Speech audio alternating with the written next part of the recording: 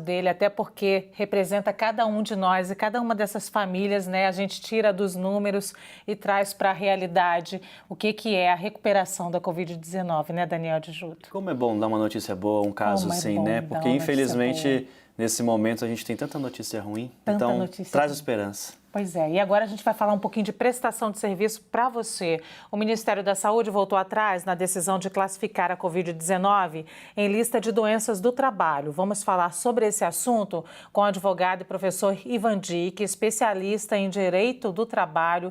Ivan Dick, boa tarde para você. Muita gente está se perguntando quais são os critérios que caracterizam uma doença do trabalho para a gente entender essa classificação da Covid-19. Muito bem, boa tarde a todos e todas, muito obrigado pelo convite.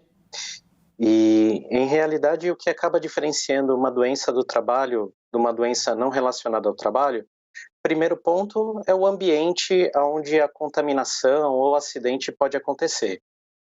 Se estivermos falando aí de uma contaminação que ocorreu no ambiente de trabalho ou em função do próprio trabalho, como acontecem muito provavelmente com os trabalhadores da linha de frente, é possível, mesmo estando fora da lista de doenças relacionadas ao trabalho, é possível essa consideração de que se trata de uma contaminação, sim, do trabalho. E a consequência mais prática disso se dá no auxílio-doença, né? Uma vez reconhecido o acidente de trabalho, o auxílio-doença que o trabalhador vai receber é de 100% do valor que ele teria direito, mas se não for reconhecido o vínculo com o trabalho, aí então seria a partir de 60% o direito que ele teria a receber. Professor, acho que a dúvida maior nesse momento de quem teve a Covid-19 é comprovar que pegou a Covid no trabalho. Como fazer isso? Perfeitamente.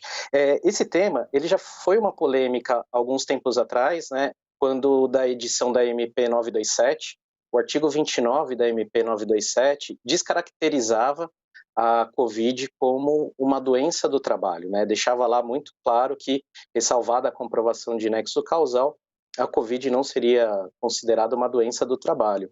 Mas o Supremo Tribunal Federal encarou essa matéria e declarou aquele artigo inconstitucional.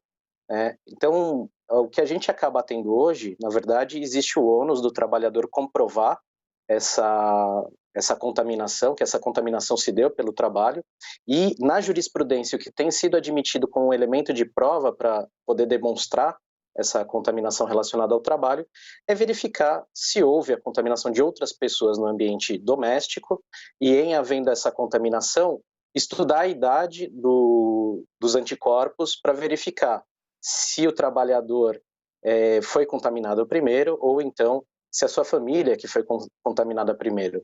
Provavelmente, se aquele trabalhador foi contaminado primeiro, ele deve ter transmitido essa doença à sua família e se for um trabalhador aí que foi obrigado a se manter ativo, teve que sair, enfim, é possível o estabelecimento de nexo causal com o emprego.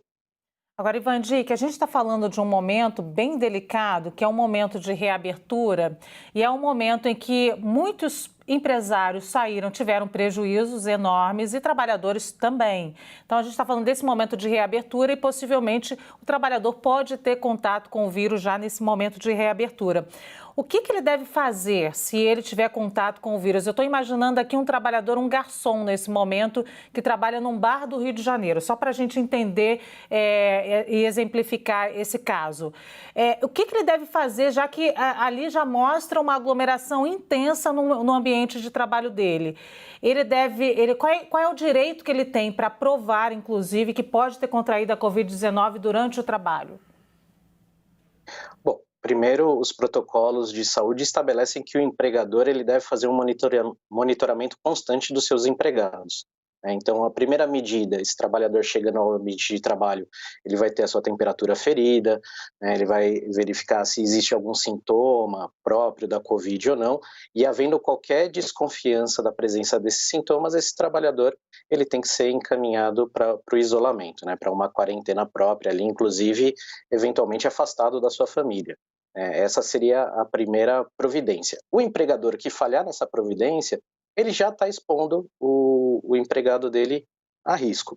Mas agora também considerando a reabertura, os proprietários também, por determinações, principalmente aqui no estado de São Paulo, eles devem oferir temperatura dos seus clientes, enfim, tentar garantir ali, né, todos os EPIs necessários, face shield, máscara, luvas, para que o trabalhador tenha o mínimo de contato possível. Então, o empregador que demonstrar perante a Justiça do Trabalho que cumpriu com todas essas exigências, provavelmente não será condenado em qualquer tipo de reclamação trabalhista, mas ainda assim existiria o debate no âmbito previdenciário. A presença do Covid na lista de doenças relacionadas ao trabalho tornaria essa tramitação muito mais fácil em relação ao empregado. Então, o ônus da prova agora é do empregado, cabe a ele provar, e ele vai ter que se valer de todas as provas cabíveis em direito, depoimento de testemunhas, provas periciais médicas, para tentar demonstrar que a contaminação proveio do ambiente de trabalho. Como que fica a questão do INSS para quem teve atestado além dos 14 dias, completou ali o 15º dia? A Covid vai ser considerada, vai entrar nesse rol também para você ter acesso ao benefício? Já existe, na antiga MP 936, que foi convertida em lei, já existia uma facilitação de acesso a esse benefício por quem teve a Covid. Bastava o atestado médico declarando a contaminação pelo Covid que o auxílio previdenciário, o auxílio doença, seria automaticamente concedido. A grande discussão que se tem agora é saber se o trabalhador vai receber 100% do seu auxílio-doença ou a partir de 60%, conforme o tempo de contribuição que ele tem somado. Essa, no campo previdenciário, é a distinção prática entre a ausência e a presença do Covid na lista de doenças relacionadas ao trabalho. Muito obrigada. Então, a gente conversou com o advogado e professor Ivan Dick. Muito obrigada por participar aqui na CNN, nessa prestação de serviço e esclarecimento para o nosso telespectador. Eu que agradeço e fico à disposição. A gente fala agora da eleição americana.